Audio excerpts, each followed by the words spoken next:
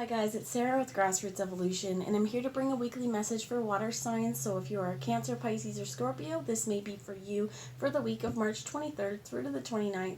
Although time is fluid, so I put a date on there, so if you encounter this later, it still may resonate. Know that no matter what messages we do receive today, no matter what all the cards have to offer, it's still up to you and your active free will and the choices you make and the steps you take to implement whatever guidance this is as well, and to get whatever fulfillment it is that you'd like to see in your worlds. So I'm going to take a moment to ask Archangel Michael to jump in, to guide, guard, bless, and protect myself, this reading, and any of you who would ask for it, to be used as the clearest channel with the most far-reaching of messages, and only to deliver the messages for the highest good of those of you watching. I would also suggest, guys, if you are calling in your angels or guides, ask that they are doing the same, that they're giving you top-notch guidance in a way you can understand. So let's get into the reading. I'm going to ask my team of light to join me as well. I'm going to start out today with the Guardian, no, not the Guardian Tarot. I'm all backwards with you guys, but with the Zombie Tarot today. And get an overarching energy that we can expect throughout this week. So Spirit, this is for Cancer, Pisces, or Scorpio through March 23rd through March 29th. Please, what is some overarching energy that we can be aware of or that you would have us know, please, Spirit? All right. I think as well, Perseverance. I've been tongue-tied, trying to get this reading recorded. And I've stopped a few times in the first part because for some reason I'm all mumbled up a little bit. And I feel like it's taken work, right? It's stop, do it again. This is the kinds of things that we do. Well, the Eight of Pentacles, the Eight of Hazards is what you've come out here. And this is learning the lessons. They've taken the time, do not open. He's hooked up to brain waves. They're trying to preserve it and trying to see what can we learn from his here brain. Well, if there's a situation where you are being asked for perseverance, what are the lessons that you learned along the way? Because that's what's really, really important as well, is that as we're moving through our life, as we're moving through time, we're learning lessons and we're growing and engaging with life. So let's see what else we have here with the Eight of Hazards, please. Spirit, what else would you have us know about this Eight of Hazards? About learning the lessons. This is also putting hard work into building your empire. I'm hearing there's a lot of head over heart decisions as well. Funny as I say that, oh my gosh, Justice came out. It was in the reverse. We're not going to read the reversal. We'll just figure out the energy around it. They're asking me to pull the bottom of the deck, which is the King of Swords. So making a head over heart decision, that's kind of difficult. And I think why this is in the reverse is that it may be difficult to make these kinds of decisions if we're not looking at what have we learned along the way. The more we learn about us, the more we come from the most high vibration of thought process, means that we're not still allowing some of these old hurts to get in our emotions, to get in the way and cloud our judgment. Now the thing is with this King of Swords, and this is the Zombie Tarot, he's a little brutal, but he gets his prize at any cost, and he will get it. And in this case, he's not actively going out, he's sitting on his throne waiting, because he knows they will come to me. With this kind of thing, when we're trying to make our decisions and we're trying to weigh out pros and cons, and here's what my head says, here's what my heart says, don't forget to think about what happens in this grounded world. What is this? What is this Eight? Right? What is this Eight of Hazards? What work are you putting in? And there may be situations where you're putting work in and things haven't always felt fair as well. Let's get a clarification. You could be dealing with a Gemini, Libra, and Aquarius, if this is a king for you as a person in your life, kind of learning the lessons from places where it really hasn't been balanced and you don't feel that there's been justice in a relationship. You could have air in your chart. You could just be also embodying this energy of really being clear, being willing to defend yourself as well, is what I'm hearing, but in a clear way.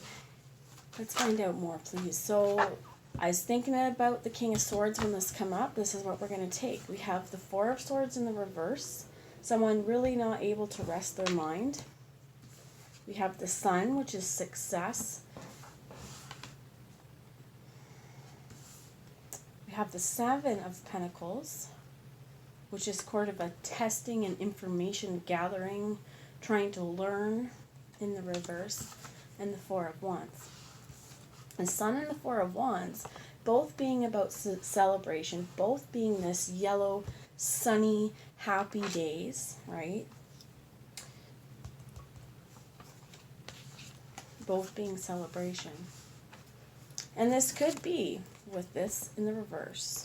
So let's find out a bit more before I dive into that. Tell me about the Justice in the reverse, please, Spirit. So this card came, this came out in my hands, which is the Knight of Swords. And this could have been conversation, previous conversation. Oftentimes with this King of Swords, even though he's high vibration, he may not be as biting as the Queen of Swords with his words, but he would definitely know his way with words. And in this particular one, as they're moving forward, as they're charging to have these conversations or these new thought processes, they are not worried about what the collateral damage is around them. It's just onwards and charging forwards, almost like a fire sign, because this tank is firing, fire at will, not asking questions first, not clarifying first, just even I'm hearing in the heat of a moment. So this could be learning from the past and learning from the situations, that before we have these kinds of discussions, needing to make sure that you're balancing out the head and the heart, that you're coming from the proper place, not a place of anger as well. And there could be as well that this could be a past situation where this has happened in the past and it's caused a lot of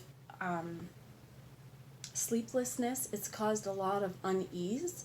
And there's often, if you look at this, it's about seeing the war that he's already out of.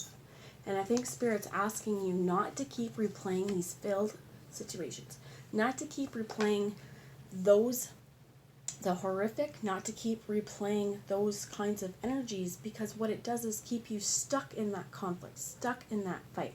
We need to remove ourselves here to really start to see the break of day, to see the success that we are having. And the more we can choose actively to say, this is really causing an attachment, this really has a hold on me, and the more we can say, but I'm learning some lessons here.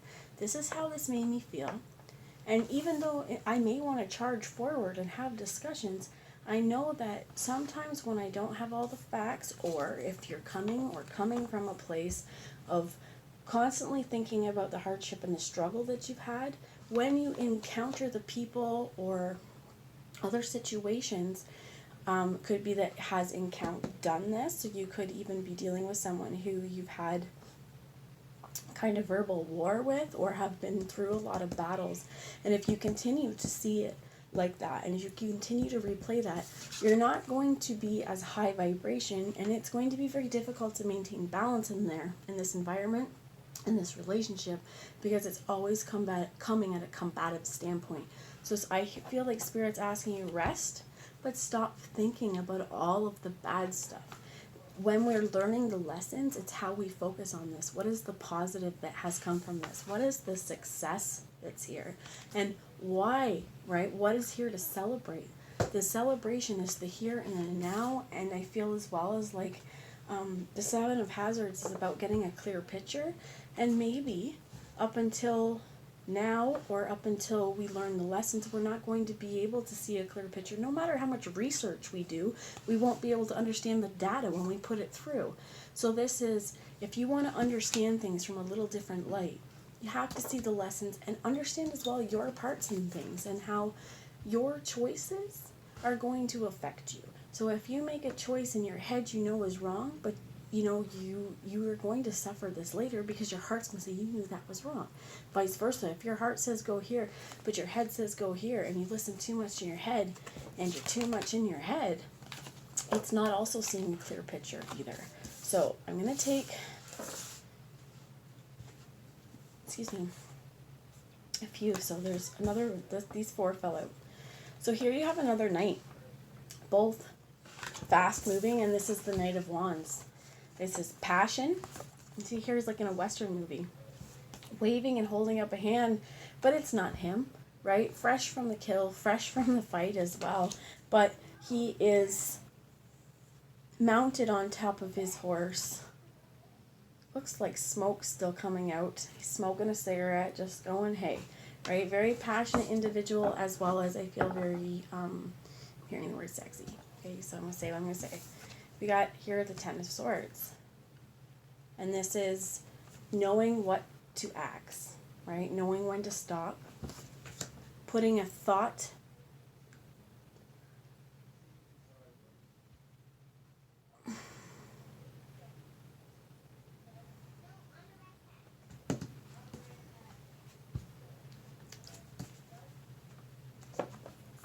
Stopping the discourse.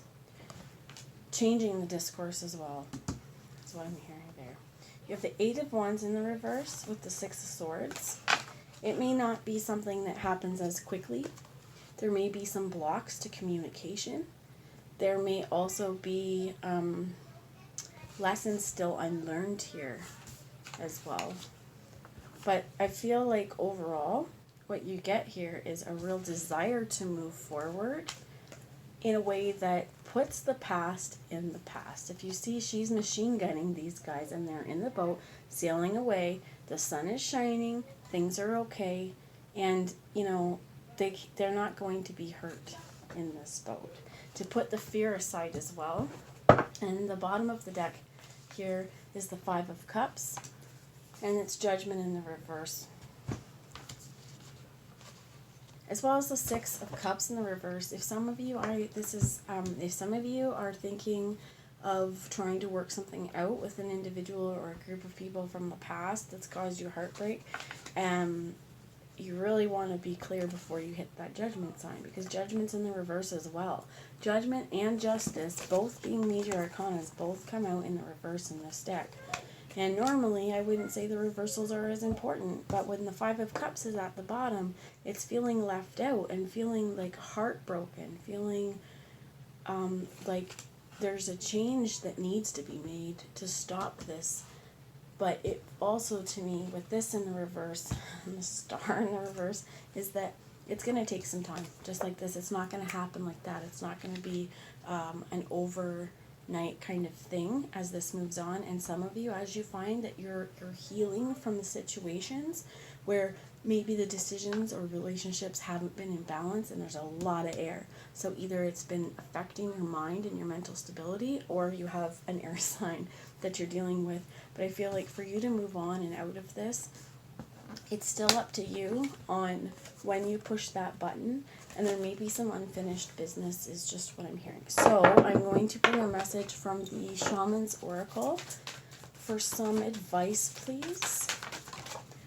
When you get there's two, I want to show you the bottom. So the bottom is the Dancer of Frustration. Yeah. Using frustration, maybe too, as much as you analyze this situation, as much as you try and rethink this situation, the clarity isn't coming, and you can't get a clear shot at this. You're not being able to see the truth with the Judgment and the Justice, that things have not been completed here. There's definitely celebration and definitely good things for you, but I think it's going to take putting down the frustration and putting down the mental anguish and entrapment and really allowing the changes to come. And it's just in this way, I feel like all these people have a piece of him, and how is he still maintaining life though in the top half. So this is where I find it, there's confusion. Even now, this card is confusing. So let's take a look with the Dancer of Frustration. And the other one you get is the Companion.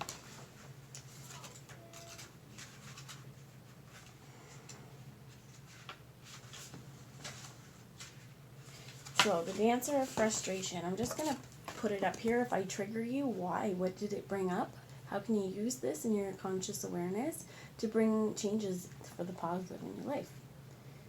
I am the Dancer of Frustration. I delight in placing obstacles in your path, but I can also show you that there are other paths to walk. What will you do when I appear? Either you will push against me to try and break my hold, or you will walk with me until the strength of my grip gradually begins to lessen. So while I may seem a negative force in your journey, I teach you to look for better ways to advance and how to best strengthen your resolve. Definitely.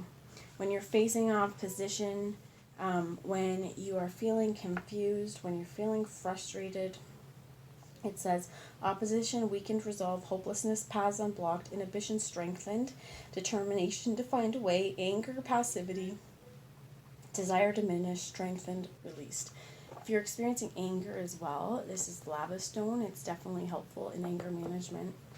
And you could also use a snowflake obsidian to help keep you grounded. But I feel like a lot of this is this situation, whatever lessons are being learned this week, whatever you're kind of re-looking at, there's been a lot of frustration. And this is up to you now to see it for what it is. And to say, this is frustrating me, and how you push forward is going to be really important. And we have the companion, which is actually like basically the major arcana here. It's the first one, I think. The second one. So, I am the companion of your journeying. I set your feet upon the path between the worlds and help you to steer your course in the places where truth may be found. I am both guide and guardian, making sure you do not stray too far from the path or visit those who may be unfriendly or unwilling to help. By remaining at my side, you will find truth and guidance from the spirits. Think of me always as your friend, one who shares in your search for truth and walks at your side whenever the journey you may take. The companion is an important and powerful ally to the seeker.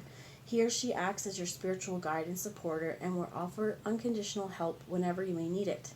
The details of the cave art show two hands that contain and protect the spirit of the companion, which rises from the zigzag line of energy.